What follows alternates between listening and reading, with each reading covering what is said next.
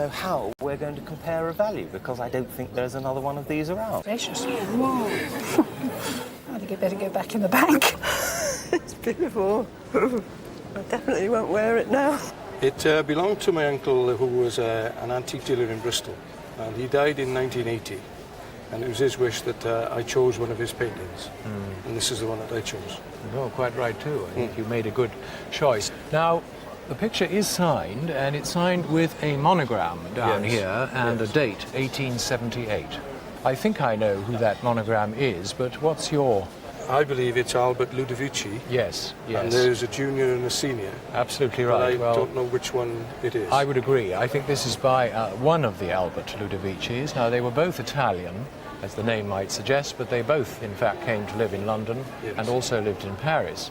And I've puzzled over this, but I really find it difficult to know which Ludovici this is. It might be by the father, it might be by the son. The date is possible for either of them. And they're similar styles, are they? Yes, they do paint in similar styles. I incline towards the opinion that it's by Ludovici Jr.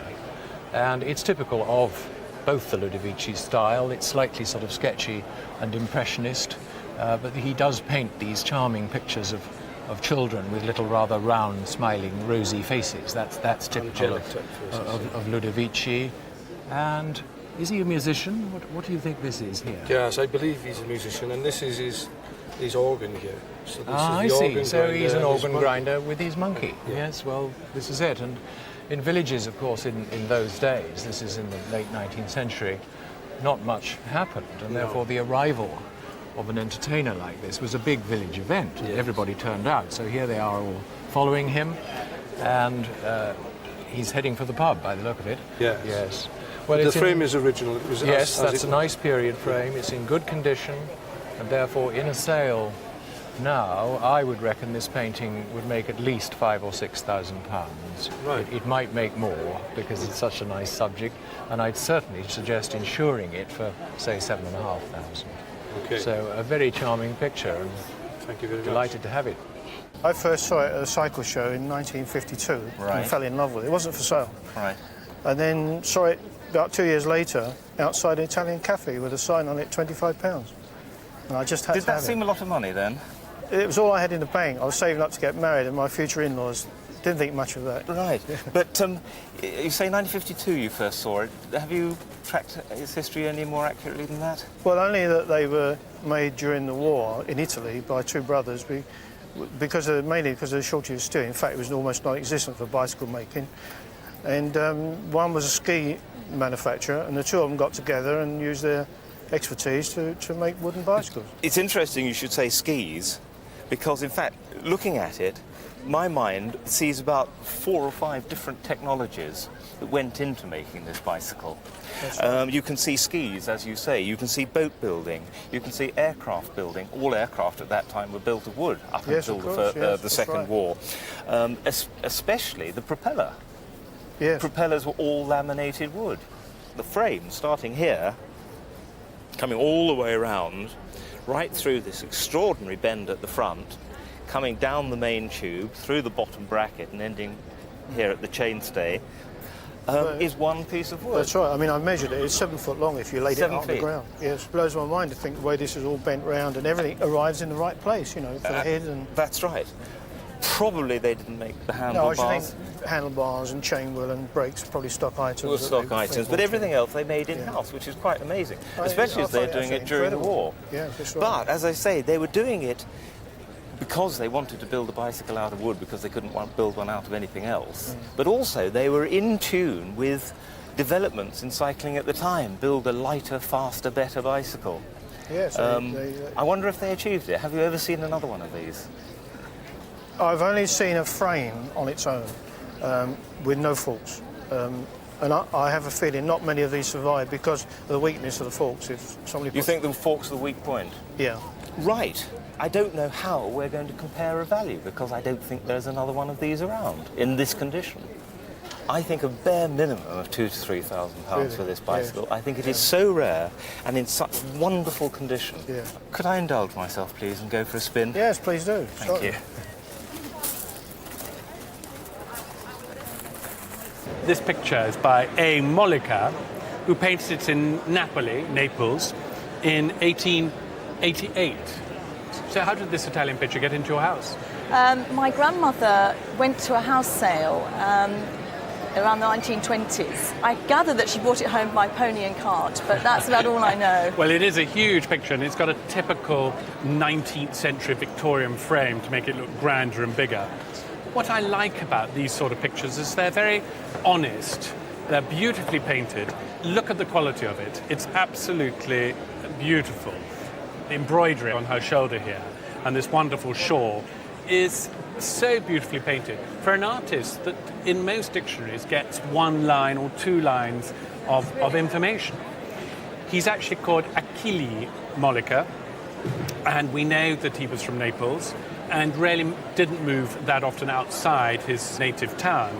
He did exhibit occasionally, sometimes in Turin, sometimes in Rome, and he is known to have exhibited in London. You would never get this subject matter in the 18th century. It's very much a 19th century phenomenon to see a work which is rather trivial in a way. It's like a sort of a snapshot of a passing moment. And I think he's captured it beautifully. The slightly lecherous expression of the man and the demure expression of the girl are, I think, without fault. And for a minor Italian painter, I think we have a superb work. Works like this are highly desirable, and although Naples is a particularly poor part of Europe, they're very proud of their art, and there is a big market for Neapolitan works of art. I think if it came up for auction, it could make between £5,000 and £7,000. That's lovely. Where did this chap come from? Came from locally. Yes, just down the road I bought this one. Did you? Yes. Because it's the most extraordinary construction, layer upon layer of iron, wrought iron. These outer bands, which are riveted onto a pine carcass, are overlaid on top of some more metal here. And I guess the idea of the thing is there are no banks. You're really trying to deter any burglar from having anything to do with your precious objects, and wrapping what is effectively a timber coffer in iron, which is what we're doing here, applying these massive lugs, the padlocks and the iron hasps, is going to frighten any potential chap away from getting in at the precious objects. Famously difficult to date. The English ones are often called Armada chests. This one, I guess, was probably made around about 1600, something like that. But not here. I think probably on the continent, maybe in Spain or maybe in Italy. And if we have a look inside, you can see this original pine timber interior. And you'd think that there would be a dramatically complicated lock inside that keyhole, when in fact it's a really silly little toy town lock inside. That lock is not going to deter anybody with a crowbar. Right. What's going to deter them is looking at this very elaborate iron-bound arrangement outside. So Spanish or Italian, around about 1600 in date, and a really delightful object. And as to its value, they are famously difficult to value, and I think on a good day, this would probably bring between £4,000 and £6,000, £3,000 to £5,000, £4,000 to £6,000, that sort of money. Now, would you be upset if I told you that this was a souvenir? Would that? It might well be.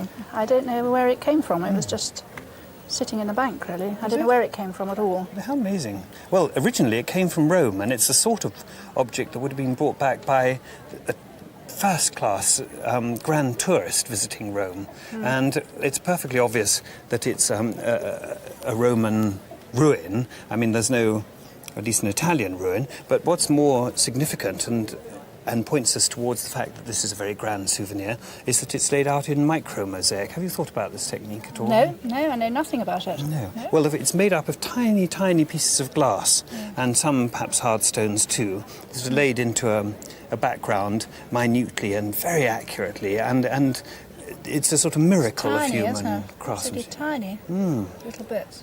And it refers back to the mosaics of ancient Rome, the Byzantine mosaics, the Roman mosaics, that such a man would go to visit. And so he might well have brought this back to a member of his family who had not had the pleasure of visiting Rome with him. But this is quite a lavish thing. There's quite a lot of plate powder in the surface of it, which prevents us from understanding immediately that this is a rather ravishing gold box. Solid gold. It's marvellous. Is it really? I didn't know it was gold. Yes, absolutely. It's actually a very matte gold, and gold is very malleable material. You can push it around and engrave it and texture it. And this is exactly what's happened here. The two marvellous sort of neoclassical griffins, rather fierce-looking chaps with beards, and it's lined with a very smart band of enamel, which is an echo of the band of enamel on the front. What about date? Any thoughts? Any ideas? I don't know. It was just in... My mother died a few years ago, and it was just in a box in the bank, you know, so I know really nothing about it.